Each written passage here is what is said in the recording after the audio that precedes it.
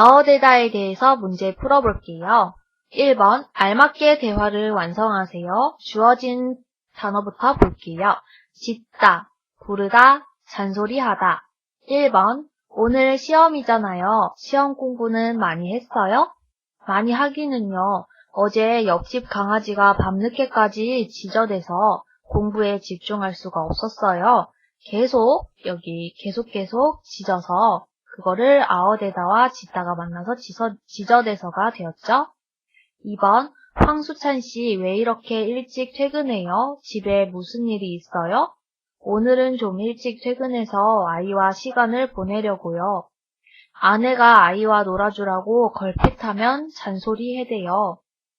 네, 여기서 걸핏하면은 이제 자주, 종종이라는 뜻이에요. 그래서 잔소리하다와 아어대다가 만났죠? 잔소리해대다. 네, 그래서 아내가 잔소리를 항상, 종종, 많이 한다라고 해서 이렇게 표현했어요.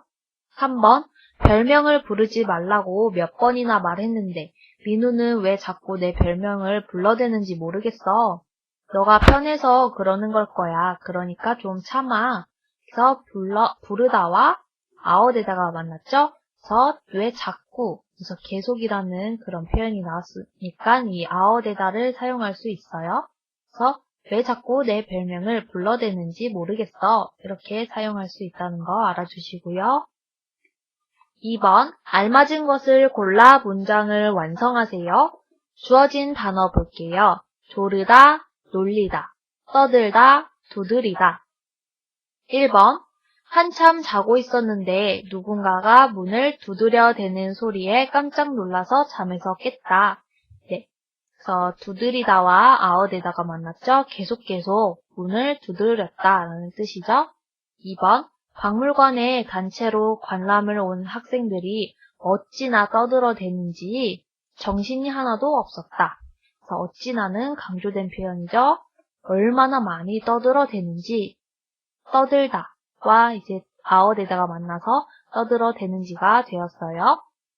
3번, 그 사람은 상대방이 조금만 실수를 해도 깔깔거리고 웃으면서 놀려대는 나쁜 버릇이 있다. 그래서 놀리다와 아어대다가 만났죠? 깔깔거리다. 이거는요, 웃음소리예요. 어떻게 보면 좀 기분 나쁜 웃음소리라고 볼 수 있겠네요. 그래서 조금만 실수해도 항상, 종종 깔깔거리고 웃는다. 그리고 놀려댄다. 그래서 아어대다와 놀리다가 만나서 놀려대다가 되었어요. 4번, 어제 5살짜리 조카를 데리고 백화점에 갔는데 장난감을 사달라고 졸라대서 할 수 없이 사주었다. 조르다와 아어대다가 만났죠? 그래서 졸라대서 결국에는 할 수 없이 사줬대요. 네. 여기까지 아어대다 문제 풀어봤습니다. 네, 의려야에 대해서 문제 풀어볼게요. 1번, 알맞은 것을 골라 대화를 완성하세요. 먼저 주어진 단어부터 볼게요. 믿다, 붙잡다, 쫓아가다. 1번, 루이는 항상 무슨 급한 일이 있는 사람 같아. 걸음이 꽤 빠르지? 정말 그래. 루이와 같이 걸어간 적이 있는데 어찌나 걸음이 빠르던지 쫓아가려야 쫓아갈 수가 없었어. 그래서 의려야 문법 나왔죠? 그래서 의려야 문법 뒤에는 항상 없었다, 뭐뭐 할 수가 없었다 라는 표현이 나온다고 했어요. 그래서 구어체로 쫓아갈래야 쫓아갈 수가 없었어 라고도 사용할 수 있어요. 2번, 언니, 다음 주에 용돈을 받으면 갚을 테니까 5만 원만 빌려줘. 또, 너는 항상 갚는다고 말만 하잖아. 너가 그렇게 번번이 약속을 어기니까 믿으려야 믿을 수가 없잖아. 네. 의려야와 할 수가 없다가 만난다고 했죠? 그리고 구어체로 믿을래야 믿을 수가 없다라고 쓰일 수 있어요. 3번, 이렇게 힘들어할 거였으면서 그 남자하고 왜 헤어진 거야? 그 사람과 헤어지는 게 그 사람을 위한 길인 것 같아서 붙잡으려야 붙잡을 수가 없었어. 네, 역시 마찬가지죠? 위에 1, 2번과 같이 의려야와 할 수가 없었다가 만난다고 했죠? 그리고 부어체로 붙잡을래야 붙잡을 수가 없었다가 되겠죠? 알맞은 것을 골라 문장을 완성하세요. 먼저 주어진 단어부터 볼게요. 떼다, 입다, 감추다, 운전하다. 1번, 어떤 사람을 좋아하면 그 마음을 감출래야 감출 수가 없다. 으려야와 할 수 없다 같이 쓰인다고 했죠? 그리고 감출래야 라고 쓴 거는 구어체로 이렇게 쓰이기 때문이에요. 2번, 아침에 안기 때문에 운전할래야 운전할 수 없을 것 같아서 차를 두고 출근했다. 여기서도 마찬가지로 구어체가 쓰였죠? 3번, 어제 TV에 영화배우 장민호가 나왔는데 너무 잘생겨서 텔레비전에서 눈을 뗄래야 뗄 수가 없었다. 여기서도 구어체가 나왔죠? 으려야가 여기처럼 내야라고 쓸 수 있어요. 4번, 살이 갑자기 찌는 바람에 작년에 입던 옷을 입을래야 입을 수가 없어서 새로 옷을 사야 할 것 같다. 여기 내야 역시 구어체예요. 3번 다시피 하다에 대해서 문제들을 풀어볼게요. 1번 알맞은 것을 찾아 연결하고 문장을 완성하세요. 먼저 보기부터 볼게요. 이유가 뭐예요? 일이 산더미처럼 쌓였다. 그래서 행동은 일주일 내내 야근해야 하는데요. 그럼 이거를 다시피를 사용해서 어떻게 썼는지 볼까요?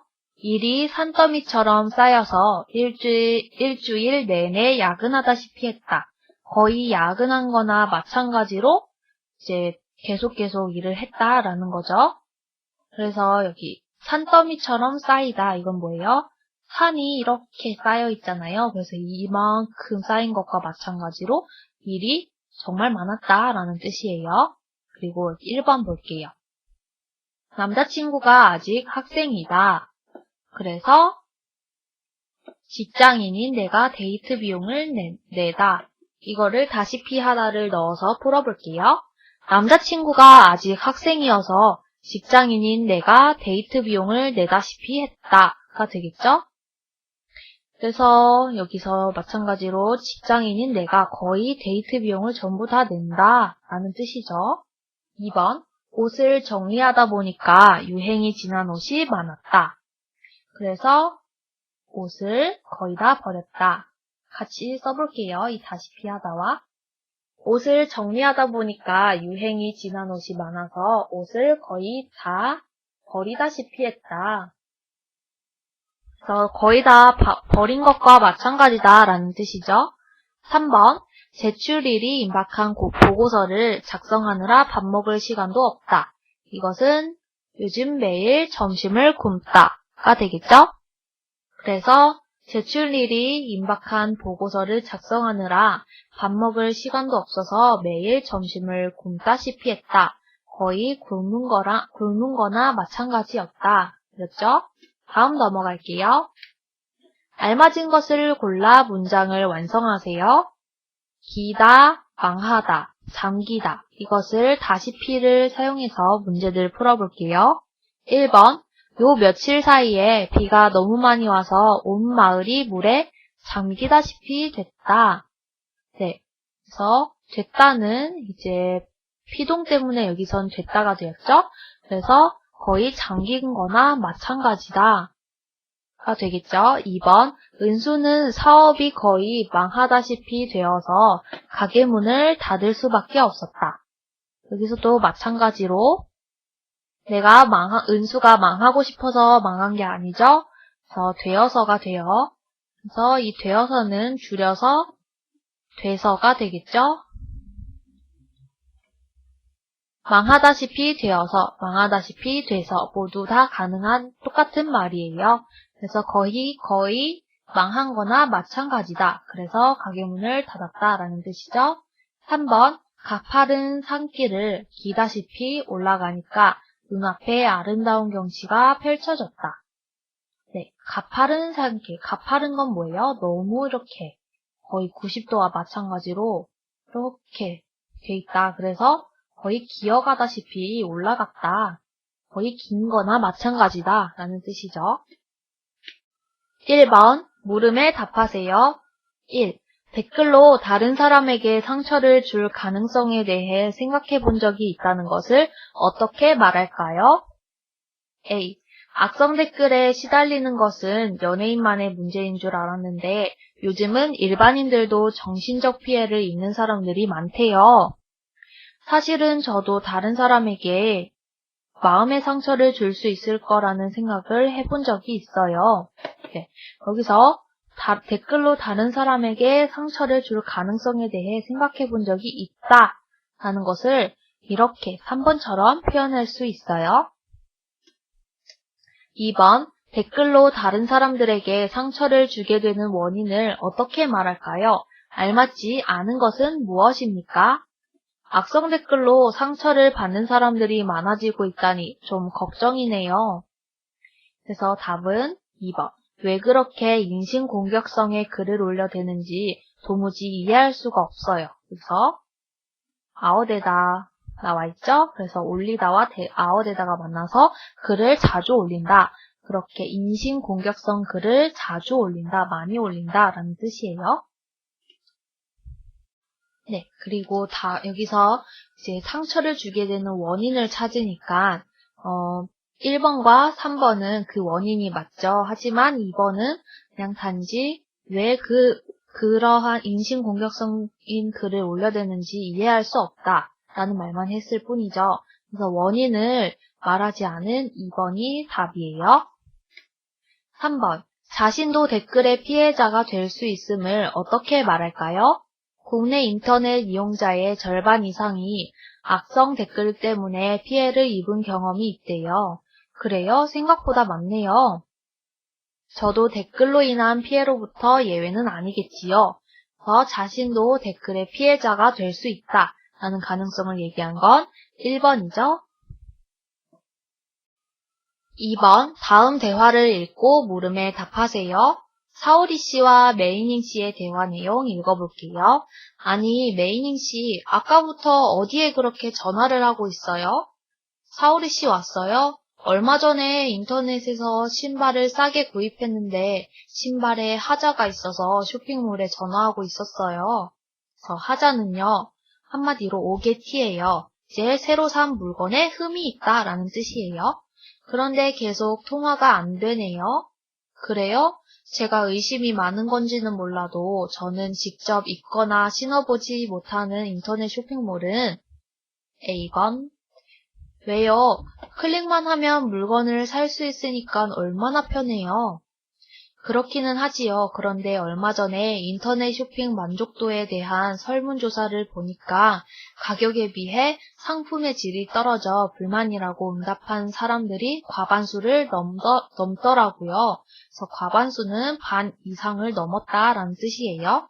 그걸 본 이후로는 더 그렇더라고요. 더 그렇더라고요는 좀 별로라는 뜻이에요. 사실은 저도 인터넷 쇼핑으로 질이 낮은 상품을 구입할 수도 있겠다는 생각을 안 해본 건 아니에요. 여기서 생각을 한 번쯤은 해봤다라는 뜻이죠. 그런데 많은 사람들이 실제로 그런 불만을 가지고 있다니 좀 걱정이 되네요. 그게 다 허위 과장 광고를 해대는 쇼핑몰들이 있기 때문이지요. 그래서 해대다. 이런 식으로 허위나 과장된 광고를 너무 많이 한다라는 뜻이죠. 그러니까 인터넷에서 쇼핑할 때 신중하게 해야 할 것 같아요. 사오리 씨의 이야기를 듣다 보니 저도 인터넷 쇼핑으로 인한 피해로부터 예외는 아닌 것 같네요. 그래서 메이닝 씨도 이제 피해받을 수 있다라는 뜻이죠. 저도 앞으로는 더 신중히 생각하고 사야겠어요. 그러는 게 좋겠어요. 이번에도 쇼핑몰과 연락이 돼서 교환을 하든지 환불을 받든지 빨리 해결됐으면 좋겠네요. 네, 여기까지 메이닝 씨와 사오리 씨의 대화였어요. 그럼 문제를 풀어볼게요. 1번, A에 들어갈 수 없는 말은 무엇입니까? 1번, 좀 그렇던데. 2번, 왠지 꺼림칙하던데. 3번, 역시 믿음이 가던데. 당연히 3번이 답이겠죠?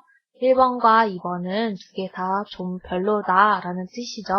역시 믿음이 가던데 이거는 완전히 좋다, 정말 좋다 라는 뜻이죠. 그래서 답은 3번이 돼요. 2번, 두 사람이 공통적으로 말한 인터넷 쇼핑의 문제점은 무엇입니까? 바로 2번, 가격에 비해 질이 낮은 상품을 구매하게 되는 경우가 있다였죠. 그래서 답은 2번이에요. 3번, 대화의 내용과 같은 것은 무엇입니까? 사오리는 인터넷 쇼핑의 편리함을 전혀 인정하지 않고 있다. 아니죠, 인정을 하긴 했죠. 2번, 메이닝은 인터넷에서 구입한 상품의 문제를 해결하지 못하고 있다. 네, 답은 2번이죠. 전화를 받지 않기 때문에 계속 문제를 해결하지 못하고 있었죠. 다음은 한국 영화에 대한 설명문입니다. 읽고 물음에 답하세요. 한국 영화의 황금기. 1903년 한국에 최초로 영화가 들어와 상영되고 1919년 처음으로 영화가 제작된 이래 한국 영화는 꾸준히 발전해 왔다. 그래서 이래는 이후와 같은 뜻이에요. 특히 1950년대 후반부터 1960년대 사이 그리고 1990년대 후반부터 현재까지를 한국 영화의 황금기라고 부르는데 이 시기에 한국 영화는 눈에 띄는 발전을 이루어냈다. 눈에 띄는 발전은 눈에 보일 정도로 발전이 컸다라는 뜻이죠. 1950년대 중반까지만 해도 한국에서는 전쟁의 여파로 경제적으로나 기술적으로 영화를 제작할 여건이 갖추어지지 않아 소수의 영화만이 만들어질 뿐이었다. 제작할 여건이 갖추어지지 않아. 이 뜻은 뭐예요? 제작할 그런 사정이 아니었다. 상황이 아니다. 그런 처지가 아니다라는 뜻이죠. 그리고 소수의 영화만이, 소수는요, 이제 적은 숫자예요. 거의 적게 영화만 만들어졌다. 이런 뜻이에요. 그러나 1950년대 후반에 들어서 사회가 점차 안정됨에 따라 영화 제작도 활발해졌다. 1960년대 초반에 전문적인 영화 제작 기술과 운영 체계를 갖춘 영화사가 본격적으로 영화를 제작하기 시작하면서 10년 동안 무려 1981편이나 되는 영화가 만들어졌다. 이렇게 단기간에 한국 영화 산업이 발전하게 된 데에는 정부의 역할이 컸다. 정부에서 해외 영화 수입을 제한하고 한국 영화 제작을 권장하는 정책을 폈던 것이다. 이로 인해 멜로 영화, 공포 영화뿐만 아니라 전쟁과 역사적 사건을 소재로 한 다양한 영화가 제작되며 한국 영화의 황금기를 맞이하게 되었다. 네. 하지만 1970년대로 가면서 영화 산업은 점차 내리막길을 걷게 된다. 그래서 내리막길은 이렇게 밑으로 내려가는 그러한 길이에요.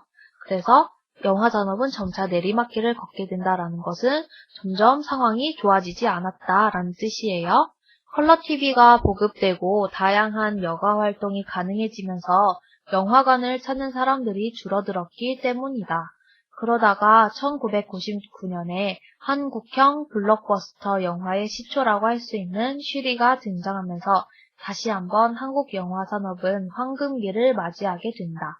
24억 원의 제작비가 투입되고 3,000여 명의 엑스트라가 출연한 쉬리는 620만 명의 관객을 동원했는데 이는 한국인 7명 중 1명이 보다시피 한 것으로 당시 한국 영화로서는 엄청난 흥행 기록이었다. 그래서 흥행 기록은 뭐예요? 정말 인기가 엄청나게 많았다라는 뜻이에요. 이를 계기로 영화도 수익 산업이라는 인식이 커지면서 대기업이 영화에 투자를 하거나 영화 제작에 직접 참여하기 시작했다. 그 후 2000년대에 접어들면서 실미도 태극기 휘날리며 왕이 남자, 괴물 등이 1000만 관객을 돌파하며 새로운 흥행 기록을 세웠다. 역시 마찬가지로 이렇게 관객 수가 많다라는 거를 이제 흥행 기록이라고 이야기를 해요. 한국 최초의 영화가 제작된 이후 100여 년의 세월을 거치며 발전을 거듭한 한국 영화는 이제 한국인의 생활과 떼려야 뗄 수 없는 생활의 일부가 되었다. 이게 의려야와 할 수 없다 같이 쓰이는 문법이었죠. 그래서 구어체로는 어떻게 썼죠? 바로 뗄래야 뗄 수 없는 이었죠. 또한 작품의 수준이 날로 높아지면서 각종 국제영화제에서 주목을 받으며 세계적으로도 인정을 받고 있다. 이렇듯 대중성과 작품성을 두루는 이제 골고루와 같은 말이에요. 한국 영화는 앞으로도 한국을 대표하는 문화산업의 하나로서 계속 발전해 나갈 것이다. 문제들 풀어볼게요. 1번, 이 글의 전개 방식은 무엇입니까? 계속 이제 예시들이 주어졌죠? 이제 예시로 이제 한국 영화, 흥행했던 영화들을 주어지면서, 그렇게 설명을 해 나갔는데, 그래서 답은 1번, 독자가 이해하기 쉽게 예를 들어 설명하고 있다가 되겠죠? 2번, 글의 내용과 다른 것은 무엇입니까? 1910년대 후반에 최초로 한국 영화가 만들어졌죠? 2번, 1950년대 중반에는 전쟁의 영향으로 영화 제작에 어려움이 있었다고 했죠? 그래서 답은 3번이 되겠죠? 3번, 이 글에서 언급하지 않은 것은 무엇입니까? 계속해서 영화가 크게 발전했던 시기도 나왔었고, 그리고 영화가 발전하게 됐던 그러한 사회적 배경도 나왔었어요. 하지만 그런 한국 영화를 발전시키기 위한 방안에 대해서는 나오지 않았었죠. 그래서 답은 2번이에요. 4번. 각 시대와 그 시대에 나타난 한국 영화의 특징을 연결하세요. 1번. 1960년대에는 전문적인 제작 기술과 운영 체계를 갖춘 영화사가 등장했었죠. 그래서 본격적으로 이제 영화 제작에 이제 들어갔었죠. 한국 영화에 대해서 본격적으로 제작이 들어갔었어요. 그리고 정부는 한국 영화 제작을 권장하고 해외 영화 수입을 제한하는 정책을 펼쳤다. 역시 1960년대에 나타났던 특징이죠. 2000년대는요. 바로 관객이 1000만을 넘어선 영화가 나타났다. 괴물이나 왕의 남자 등등이 있었죠. 또한 대기업이 영화에 투자를 하거나 영화 제작에 직접 참여했다. 역시 영화도 이제는 정말 큰 상업이 되었다라는 그런 내용이었죠. 다음은 영화 속 장면과 그 장면을 통해 감독이 전하고자 하는 메시지입니다. 다음을 읽고 영화평을 완성하세요. 영화 속 장면이 뭐였는지 볼게요. 도심으로 돌아오지만 또다시 희망을 잃고 자살 시도를 하려고 63빌딩으로 향하는 남자 김씨. 여기서 이 남자 김씨는요, 한번 한강에서 자살 시도를 하려다가 이제 작은 섬에 가게 되었죠. 그래서 거기서 다시 빠져나갔을 때 그래도 도심으로 돌아갔었지만 그래도 다시 자살을 시도하려고 63빌딩으로 향했다고 했죠. 남자 김씨의 자살을 막기 위해 용기를 내어 3년 만에 집 밖으로 나와 남자에게 달려가는 여자 김씨. 그리고 두 사람은 결국 만나서 서로의 손을 잡고 미소를 지었다라고 하네요. 그래서 이 장면에서의 감독이 전하고자 하는 메시지는 소외감을 극복하기 위해서는 상처받기를 두려워하지 말고 세상으로 나아가야 한다라는 그런 메시지였어요. 그럼 이 영화평을 한번 완성해 볼게요. 김씨 표류기는 사회로부터 소외된 두 사람이 희망과 사랑을 찾아가는 영화이다. 감독은 남녀 주인공의 모습을 통해 우리 사회의 인간 소외 문제를 어떻게 극복해 나갈지 그 대안을 제시하고 있다. 이 영화의 주인공인 남자 김씨는 자살을 하려고 한강에 뛰어들지만 실패하고 무인도와 다름없는 밤섬에 갇히게 된다. 그래서 다름없는은 거의 마찬가지다라는 뜻이에요. 무인도와 마찬가지인 그런 밤섬. 밤섬은 이제 한강의 이제 작은 섬의 이름이에요. 또 다른 주인공 여자 김씨는 얼굴에 난 흉터 때문에 주변 사람들로부터 따돌림을 당해 3년 넘게 자신의 방 안에서만 지내고 있다. 그러던 중 인터넷으로만 세상과 소통하던 여자 김씨가 어느 날 망원경으로 밤섬에 있는 남자를 발견하게 된다. 오늘날 개인주의가 만연함에 따라 타인에 대한 관심이 줄어들면서 사회로부터 소외된 사람들이 많아지고 있다. 그래서 개인주의가 만연함, 이것은 개인주의가 정말 많아지고 있다라는 뜻이에요. 또한 인터넷의 발달로 인해 다른 사람들과의 직접적인 소통조차 줄어들고 있다. 네, 요즘 최근에 인터넷의 발달로 정말 이제 직접적인 예전에는 편지도 주고받고 했는데 요즘에는 이제 화상통화도 쉽게 할 수 있는 세대가 왔죠. 그래서 직접적인 소통조차 줄어든다라는 말은 직접 만날 수 있는 그러한 경우도 이제 줄어들고 있다라는 뜻이에요.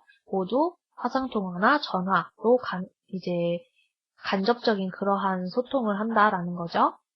이 영화는 두 주인공을 통해 우리 사회에 만연해 있는 인간 소외를 보여주고 있는 것이다. 네, 그럼 처음에 주어졌던 장면에 대해서 감독이 전하고자 하는 메시지를 이제 잘 정리해서 영화평을 완성해 볼게요. 영화 후반부에서 남자 김 씨는 결국 도심으로 돌아오지만 또다시 희망을 잃고 자살 시도를 하려고 63빌딩으로 향한다. 그리고 남자 김 씨의 자살을 막기 위해 여자 김 씨는 용기 내어 3년 만에 집 밖으로 나와 남자에게 달려간다. 그렇게 만난 두 사람은 서로의 손을 잡고 미소를 짓는다.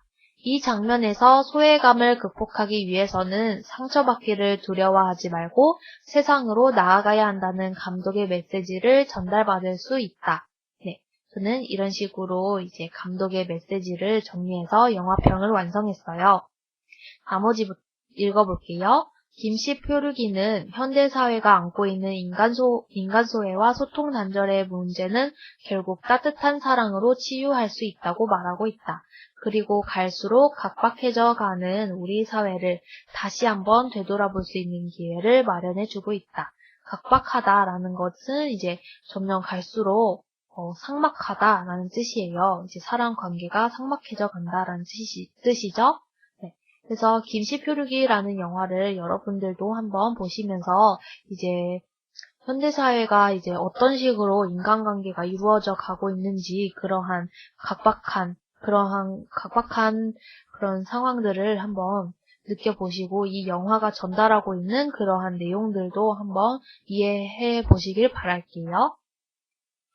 다음은 연예인의 사생활 보호에 대한 토론의 한 부분입니다. 읽고 물음에 답하세요. 얼마 전에 인기 가수의 개인 홈페이지가 해킹을 당해 사생활이 담긴 사진들이 온라인을 통해 공개된 사건이 있었습니다. 언론에서는 연예인에 대한 사생활 침해가 도를 넘어섰다고 보도했습니다. 도를 넘어섰다. 그 정도를 넘었다, 너무 심했다라는 뜻이죠. 일부 연예인들은 인터넷에 떠도는 자신의 사진들로 극심한 스트레스에 시달리고 있다고 합니다. 극심한은 정말 그 정도가 심하다라는 걸 나타낸 거죠. 저는 가수나 배우 역시 수많은 직업 중에 하나일 뿐이라고 생각합니다. 연예 활동과 사생활은 별개의 것이므로 연예인도 한 사회의 구성원으로서 사생활을 보호받을 권리가 있습니다. 여기서 연예활동과 사생활은 별개이다 라는 건 이 두 개랑은 관계가 없다. 그러니까 연예인도 사회생활을 보호받을 권리가 있다라는 뜻이죠. 그러므로 대중은 연예인의 사생활을 침범할 권리는 없습니다.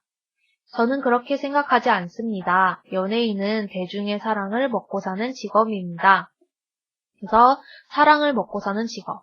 여기서 먹고는 이제 받다의 뜻으로 쓰인 거죠.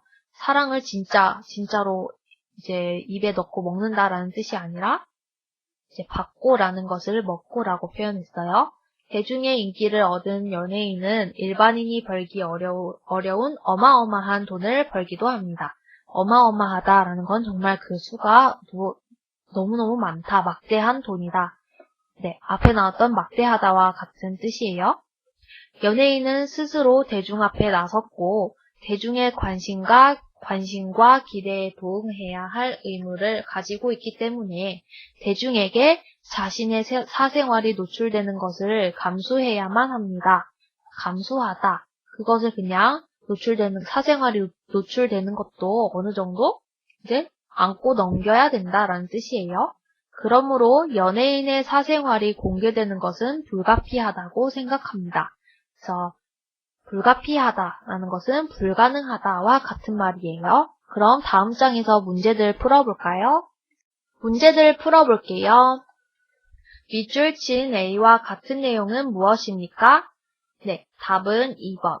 연예인은 사생활 공개를 피할 수 없다겠죠. 제가 불가피하다는 불가능과 같은 말이라고 했어요. 그래서 그 사생활 공개를 피하는 건 불가능하다. 그래서 피할 수 없다. 라고 해서 2번이 답이겠죠? 2번. A의 주장을 뒷받침하기에 적절하지 않은 근거는 무엇입니까? 네, 1번과 3번은 A의 주장을 뒷받침하기에 적절한데 2번. 스스로 사생활을 공개해 본인의 인지도와 시청률을 높이려는 연예인들이 많다. 네, 이 답은 A의 주장과 이제 정말 적절하지 않은 그러한 근거죠. 그래서 답은 2번이에요. 3번. 두 사람은 자신의 의견을 어떻게 제시하고 있습니까? A. 1번. A는 신뢰를 들며 자신의 의견을 주장하고 있다. 신뢰는 실제 사례예요. 그래서 A는 실제 사례를 제시했었죠. 처음부터. 그래서 답은 1번이 되겠죠. 네, 여기까지 문제 풀어봤습니다. 네, 여러분들 44단원까지 잘 오셨어요. 혹시 궁금하거나 문제 있으시면 아래 메일로 보내주시길 바랄게요. 여러분 다음에 또 만나요.